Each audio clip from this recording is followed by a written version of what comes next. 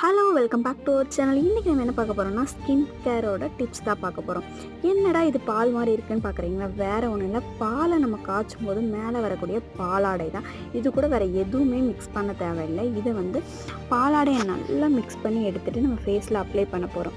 எப்போவுமே ஃபேஸில் அப்ளை பண்ணக்கூடிய ஃபேஸ் கேரை நம்மளோட கழுத்து ப்ளஸ் காது, பேக் சைட் நெக் இது எல்லாமே அப்ளை பண்ணிங்க அப்படின்னா மட்டும்தான் ரிசல்ட் வரும்போது நமக்கும் கொஞ்சம் நீட்டாக இருக்கிற மாதிரி இருக்கும். இல்லாட்டி ஃபேஸ் மட்டும் நல்லா ப்ரைட்டாகவும் மற்ற எல்லாமே பிளாக்காக இருந்துச்சு அப்படின்னா நம்ம ஃபேஸ்க்கு ஏதோ யூஸ் பண்ணியிருக்கோம் அப்படிங்கிறது நல்லாவே தெரியும்.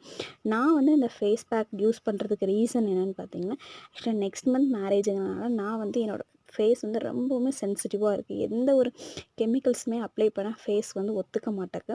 ஸோ அதனால தான் நான் இந்த ஃபேஸ் கேர் யூஸ் பண்ணேன். ஃபைனலாக ரிசல்ட் பார்த்திங்கன்னா சூப்பராக இருந்துச்சு. எனக்கு ரொம்ப பிடிச்சிருச்சு. இது பிடிச்சா நம்ம சேனலை மறக்காமல் லைக் பண்ணி ஷேர் பண்ணிக்கோங்க. தேங்க்ஸ் ஃபார் வாட்சிங். Bye by.